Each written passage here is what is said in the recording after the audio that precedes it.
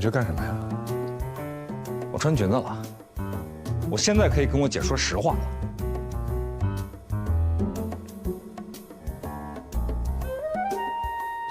你还挺合适的，哎。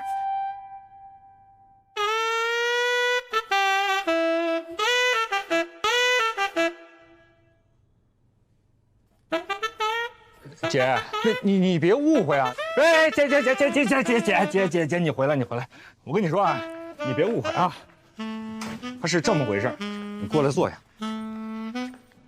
有件事儿，我必须跟你说清楚了啊，就是之前啊，我答应了罗宾，我们俩打了一个赌，我要帮着他撒个谎，是不是罗宾？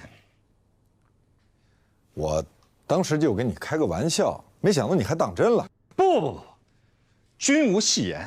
如果我不帮着你骗我姐啊，那么我就要穿裙子。但是姐，我必须把这个实话给说出来啊，哪怕是穿裙子，我也一定要说出来。那就是刘英美，我没有跟她借过钱。啊，没关系，不重要这不重要，是吧？不，姐。我现在说的可都是实话，都是实话，一点都没有骗你。你要不信我，你可以问罗宾，啊，你问罗宾，罗宾你说，是不是实话？是实话。哎，是实话。实话。啊，我相信。那什么。其实我来吧，就是想给你收拾屋子，没别的事儿。不，姐，你坐着啊！你不用给我收拾屋子啊！你不用给我收拾屋子，从今以后我自己收拾屋子。对呀，以后就自己收拾屋子啊！那什么，我今天来就是给你买点水饺，我放这儿啊，自己弄着吃。没什么事儿，我就先走了。哦，那我跟您一块儿走，我送你。站住！我今天必须得把这话说清楚了。姐，是这样啊，我姐夫跟你婚姻生活这么长时间啊，他有一段时间呢，他非常的不快，他非常的压抑。当然，这个原因有一部分是我给造成的，所以我呢，要向你表示诚恳的道歉。还有，我姐夫的在天之灵，我也要向他道歉。在我姐夫这段漫长的痛苦过程中，他有一个朋友给他提了一个建议，那就是让他离婚。但是如果他离婚了，啊，那么你们婚前我为你们写的那个婚前协议，他就会一无所有。所以他这朋友呢，就有给他的一个建议啊，让他呢弄这个虚假债务。但是我姐夫从来就没有用过这个办法。虽说我姐夫去世了，你在他的那些遗物里边找到了很多的记录。我弟弟是不是应该去医院看看？啊不，没事，你放心。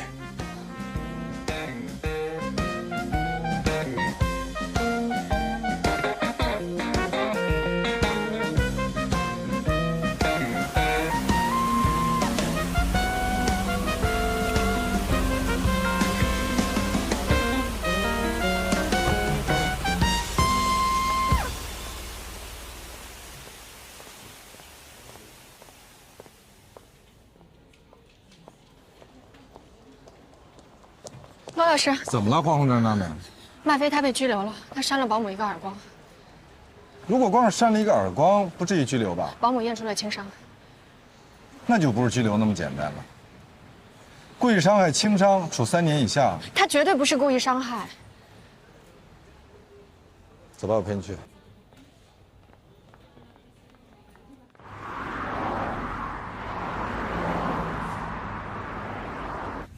麦飞他是被冤枉的，是那个保姆虐待他爷爷在先，他从监控里看到，然后就太生气了，所以就冲回家打了保姆。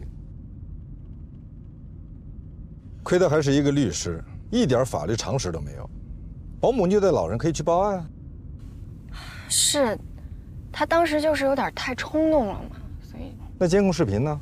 那个保姆求着他删掉，他就删了。愚蠢。警察说让我帮他找个律师。那警察是不是还说，让你找到那个保姆，赔偿人家一点钱，写份谅解书？马上找到他的地址。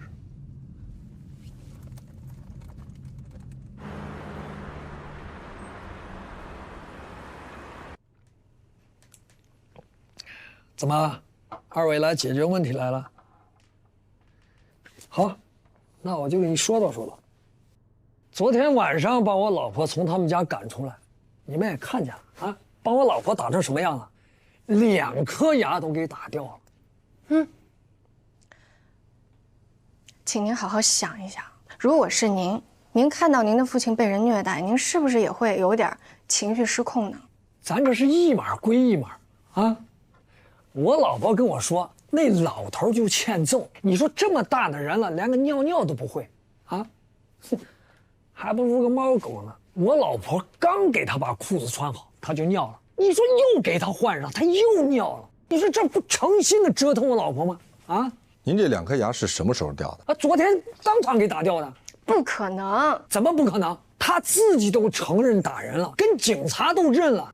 您老婆知道的，我当时就在现场，我看到了，没那么严重，血都没有流，我没有看见牙齿掉了。这是你说了算还是我说了算？我告诉你，我们这已经构成轻伤，已经验过了。那您这个鉴定时间是什么时候做的？肯定是被打了以后才做的。行了，行，我跟你们2位也不说这么多废话了。一句话啊，1颗牙50万，2颗100万，你们给钱，我们就不告了。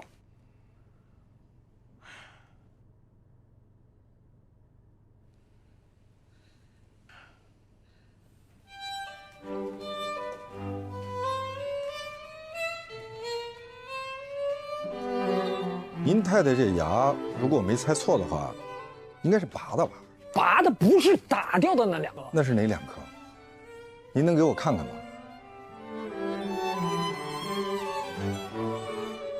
黛西，你来给他们普及一下诬告陷害罪。好的，捏造证据诬告陷害他人，意图使他人受到刑事追究的，情节严重者，处3年以下有期徒刑、拘役或者管制；造成严重后果的，处3年以上10年以下有期徒刑。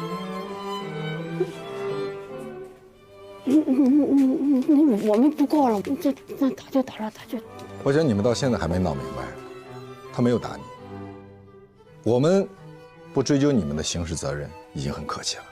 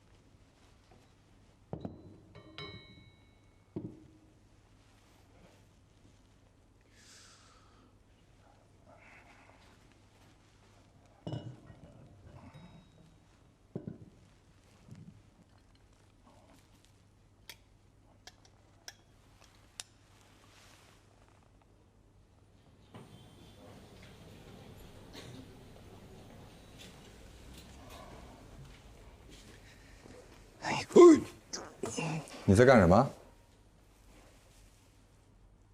你走错办公室了吧，罗老大？不好意思啊，还不习惯。哎，我多问一句啊，我听说许万辉要来咱们这儿嘛？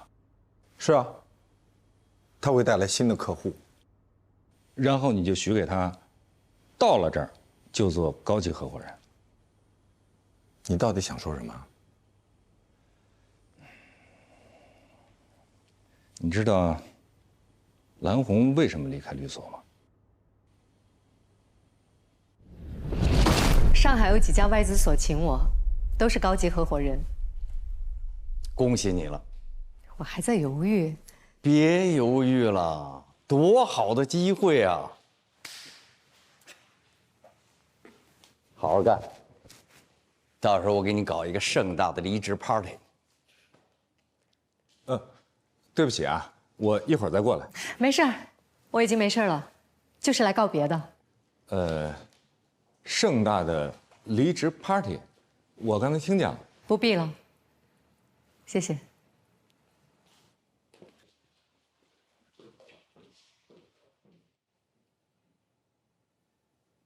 我没办法给他高级合伙人的位置，为什么？这不是明摆着的吗？你们干了多长时间，他才干了多长时间？我要是给他高级合伙人的位置，你们能平衡吗？你们不平衡，谁给我干活啊？这实话吧？当时我在场，如果封印是你，我不是封印。当然了，我知道啊，你不必去做封印。为什么你们每个人都要告诉我封印是怎么想的、怎么做的？而你们每个人明明又知道我不是封印。不，我怎么说才能不让你误解我呢？我们说封印，并不是说要你成为封印。其实你的这种此时此刻的感受，我体会过。真的，你像很长时间以来，别人都在跟我说罗宾是怎么做的，罗宾是怎么说的，甚至有人说我们俩关系不好，说我想要灭掉你。但是我指天发誓，我从来没有这种想法，我顶多是想要成为另外一个你。但是后来兰兰跟我说了，她说我不必成为另外一个你，尤其是不能做一个盗版的你，要做就做正版的自己。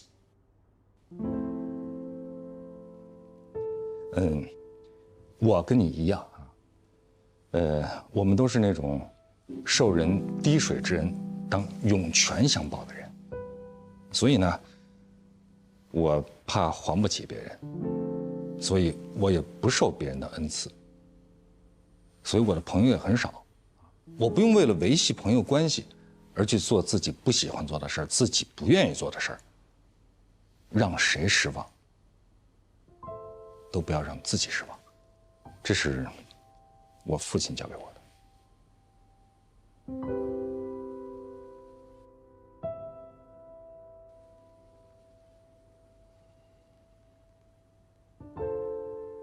谢谢你父亲。不客气。啊，这句话是我替我父亲的在天之灵对你说的，不客气。我为你骄傲。这句话，我是替你父亲的在天之灵说的。我为你骄傲。我是在认真的跟你说。我也是，非常认真。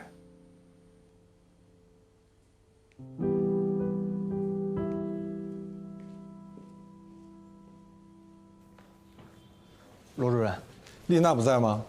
丽娜姐她一会儿过来，您找她有事儿吗？啊，不是她找我。哦，对，她有东西要给您，您等一下。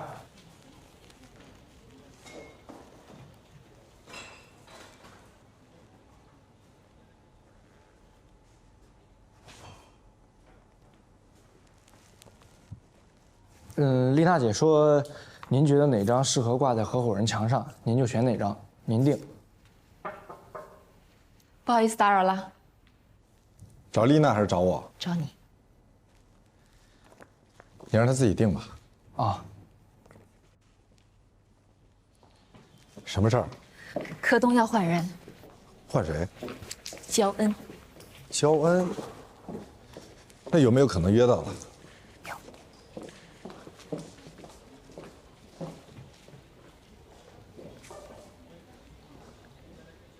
丽娜的照片真的要挂在这儿吗？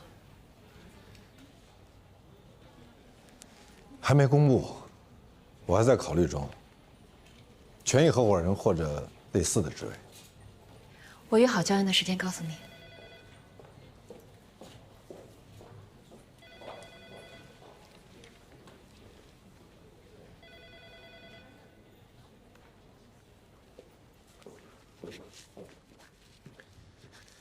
你刚才应该还有话没有说完。我说完了，你也听到了。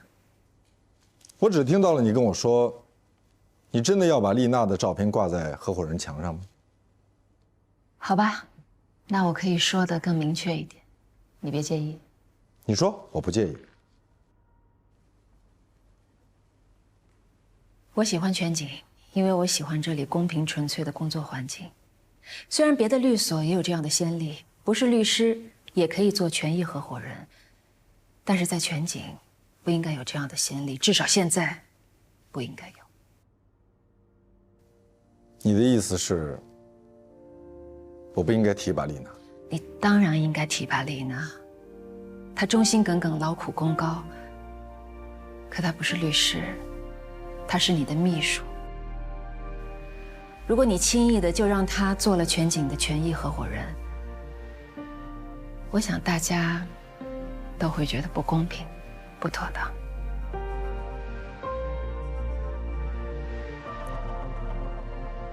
我猜，也许很多人都会跟你有一样的想法，只是他们没有像你一样说出来。我跟你说的这些，你放心，我不会告诉任何人。非常感谢。不，应该是我对你说，非常感谢。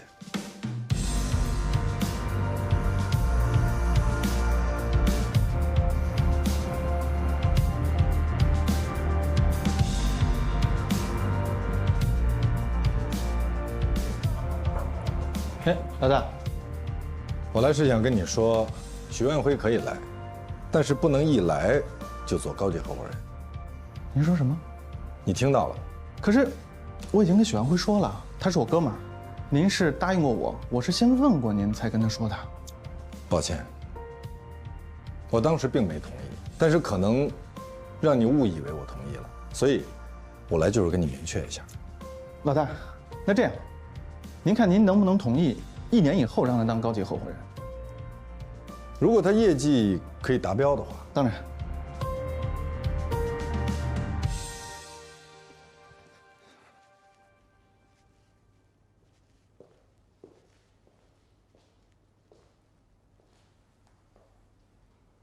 我觉得我需要向你认真的解释一下，以免你误会我。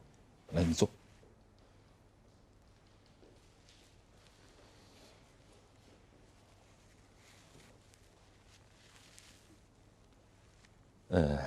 我知道，你呢，喜欢拿我开心，我也知道，也许我对于你的意义，并没有你对于我的意义这么重要。但是你是我的朋友，而且我们没有几个朋友，所以我对这份友谊非常的重视，非常的重视。你到底想说什么？对于许万辉，我没有意见。如果是非得让他做高级合伙人，他才肯来，那好，那就这样呗。因为我换位思考了一下啊，你说现在啊，顾杰走了，封印走了，蓝红也走了，你作为咱们律所的老大，你即使就是为了充实这个高级合伙人的队伍，你即使就是为了装点门面，我觉得也是需要的。如果换个人，恐怕早就跟你翻脸了。我说了什么让你翻脸的话吗？装点门面，是这句话吗？哎，你抓重点好不好？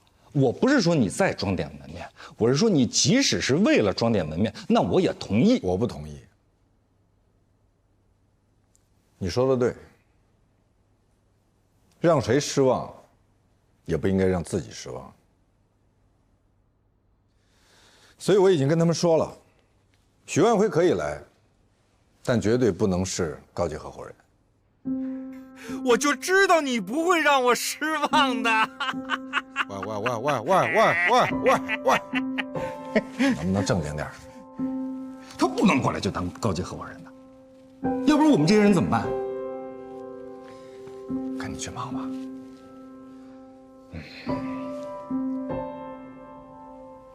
谢谢你。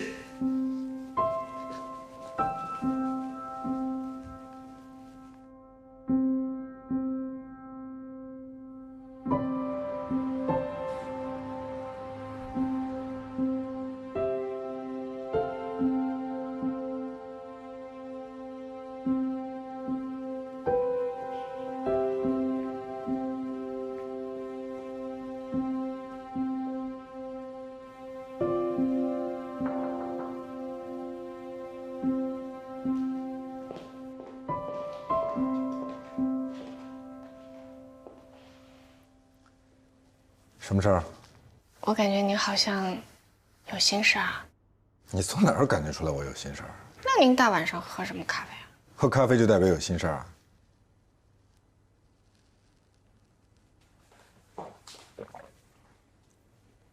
您可以和我说说。我没心事儿。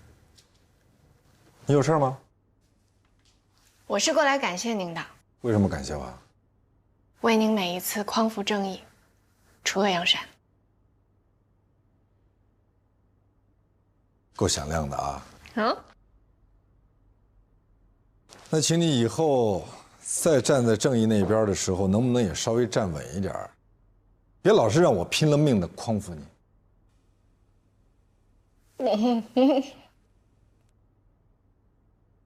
下班回家了。少喝点儿。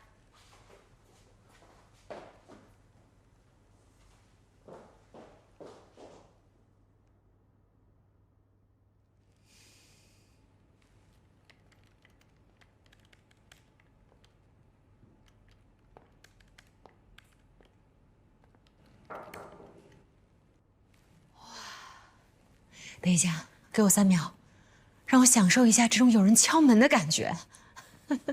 以前谁要找我，就直接站到我面前来，顶多就是敲敲我的隔板。有办公室真好。主任，你有什么吩咐？你不能当首席运营官，也不能做权益合伙人。我不能为你破这个例。可是你已经答应我了。对不起，我错了。所以你得允许我改正错误。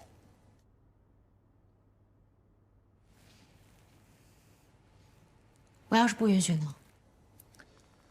我并没有跟你签协议，也没有让人事部门发出正式的人事任命。你应该说话算话。这是你的聘任合同。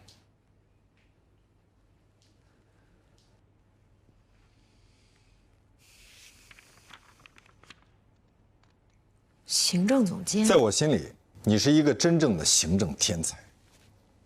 但是合伙人真的不可以。那首席运营官呢？我需要跟你留出更多的进步空间。如果以后你又进步了，我应该拿什么奖励你呢？你说呢？好，你赢了。是双赢。是双赢，可是你赢的更多啊。期待你继续努力，早日成为首席运营官。那我现在是应该说是老板，还是应该说好，我加油啊？你想说哪句？你想听哪句？你选。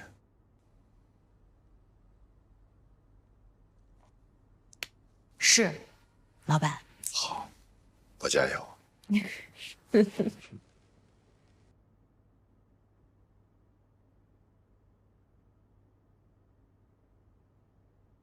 齐家保健品的案子，我恐怕做不到到此为止。我看错你了，我就当您是在表扬我。是表扬。谢谢。再接再厉啊！好，我加油。还有啊，以后给我打电话，不许坐在办公桌上。好。再给你打电话，我一定沐浴更衣，以示庄严。哈哈哈哈！这可是你说的哈，必须说到做到。谢谢，谢谢你，冯主任。挂了。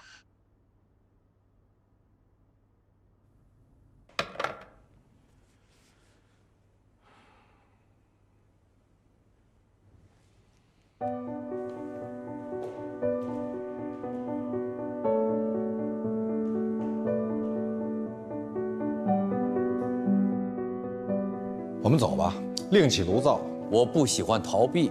那我们就这样，这么臊眉打眼的在这儿待着。你的这些做法，往严重里说，已经损害了律师行业的形象了。那你就直接把我开除好了。让你道歉是给你机会，他是我最大的客户。咱们律所的价值观什么时候变成了谁有钱谁就正确？你和何塞必须搞好关系，不能让人认为我们律所里两虎相争。绝不能把责任推到助理或者临时工头上。必要的时候，我会让你负全责。老大，你要相信我。我是相信你，但是你要让我清楚，否则别人不知道我和那姑娘什么关系。不要把时间浪费在不值得的客户身上。我们必须要让来找我们以及准备来找我们的客户知道，我们全景律所不是所有的案件都会接，也不是说你有钱就一定能够成为我们的客户，而高胜诉率也由此产生。我觉得咱们这样做对他不公平。如果你与我为敌，你的损失一定大过我。欢迎竞争，愿赌服输。这一转眼，半辈子就过去了，时光荏苒，岁月如梭。我对你们来说是良师益友，对我的家庭呢？我是什么？你现在是全景的律师，你接的案子关系到全景的声誉，输赢已经不是你一个人的事儿。那是我应得的。我喜欢全景，因为我喜欢这里公平纯粹的工作环境。只有小律师，没有小官司。再小的官司，对老百姓来说也是大事。你为什么要对一个实习生的冲动负责呢？因为我年轻的时候我也冲动，而那时候是您站在我前面为我那些冲动负责。那句话是怎么说的？长江后浪推前浪。但是法律最重要的，还是应该要维护公平，而不仅仅是判定合同的有效性。您这样做真的很不光彩。我不需要你告诉我什么是对的、光彩的，什么是光明正大的。你为什么要这么做？因为这么做是对的。我是觉得需要帮助的人太多了。你是不是特别享受这种别人求你帮忙的感觉？我觉得助人为乐是美德。奸钱驱逐正钱是非常残酷的，所以才需要有人挺身而出。挺身而出的成本有多高？你计算过吗？我不知道怎么计算正义的成本。恭喜你，罗宾主任。我希望全景在你的带领下风生水起，蒸蒸日上。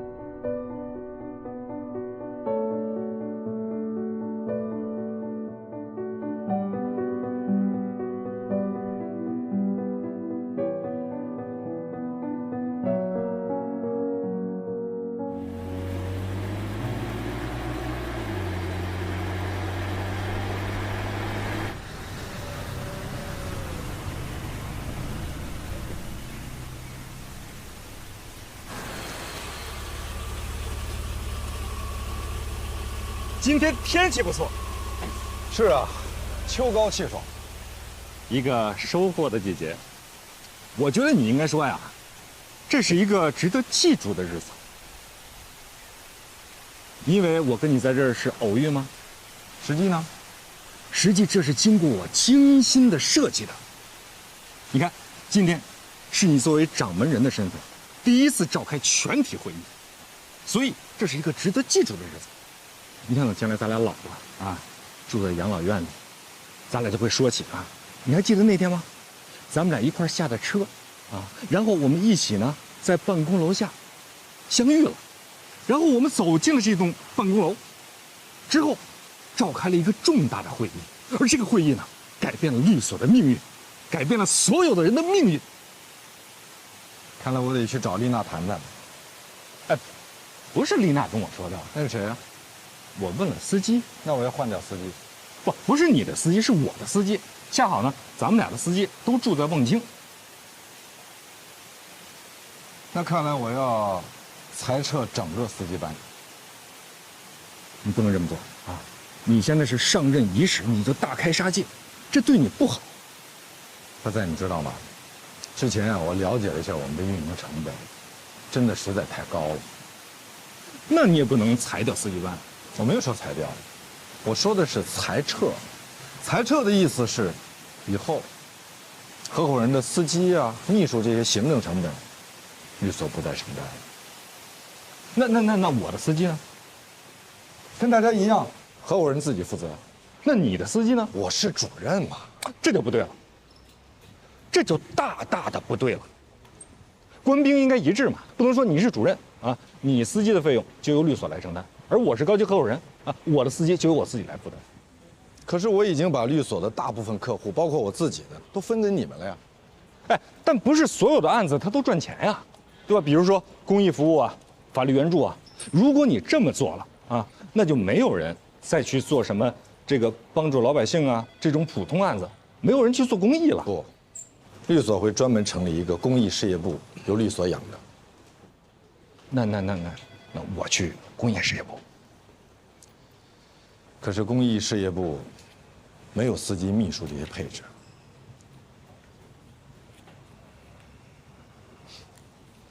你说的没错，今天的确是一个应该被记住的日子。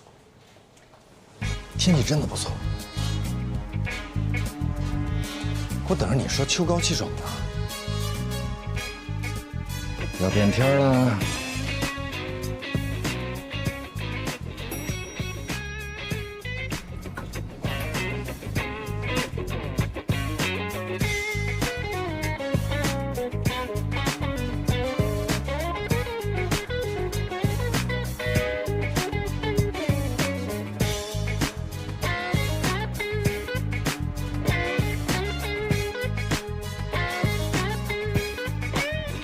今天你们为什么要坐在这儿？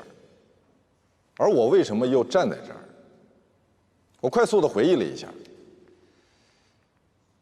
我发现迄今为止我参加过的所有会议，绝大部分都是台上的人废话连篇，台下的人昏昏欲睡。所以当今天我有资格站在台上，而你们坐在台下的时候，我决定不这么做。我希望，如果我有幸能够活到耄耋之年，而在座的各位，到那时候也都活在世上，我们再次相见，想起今天我们说的话，大家能够依然记忆犹新，言犹在耳。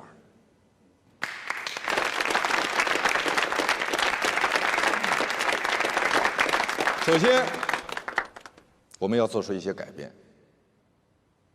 压缩行政部门，以及改变评价体系。因为当我还是一个年轻律师的时候，我就对僵化的考核体系深恶痛绝。虽然这一体系被发明出来的初衷是为了更好的管理，但是它非常不适合一切有创造力以及有自尊心的个体。他把人当奴隶，你们被要求每天写日报，每周写周报，每月写月报，但我相信，你们当中的大部分人，一定会为了对付这些日报、周报、月报犯过愁，而去胡编乱造，甚至嫁祸给无辜的客户。比如你们的客户如何难缠，以至于你们不得不花费大量的时间和精力去安抚他们。而事实上呢，你们只是因为当天没有可以写到日报里的业绩而已。所以，今天这个考核体系正是寿终正寝了，因为我比大家更不想浪费你们自己的聪明才智。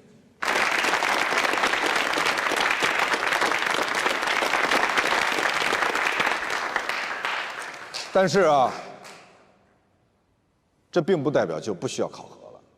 砸碎旧的东西总是容易的，任何一头驴都可以踢倒一个谷仓，但是建立谷仓，驴就不行了。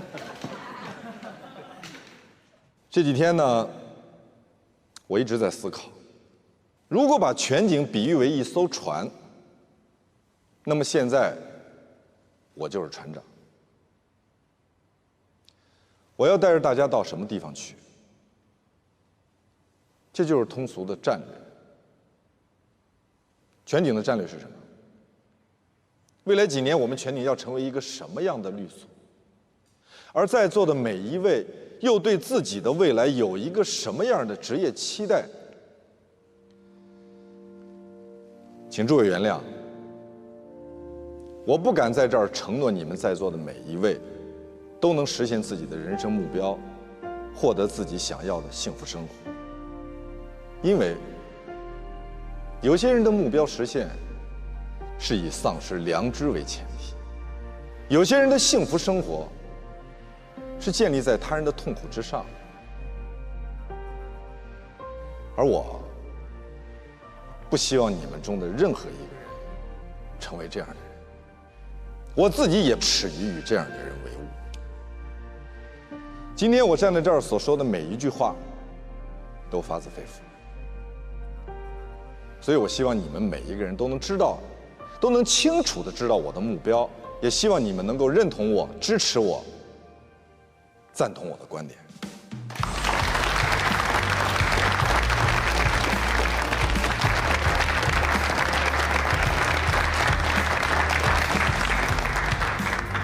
第三，我可能不能保证全景在我的带领之下成为最赚钱的律所，但我可以保证，全景可以成为最值得尊重的律所。我也不能保证你们每一个人都可以赚到很多很多钱，但我可以保证，你们在全景的每一天都能感到人间值得。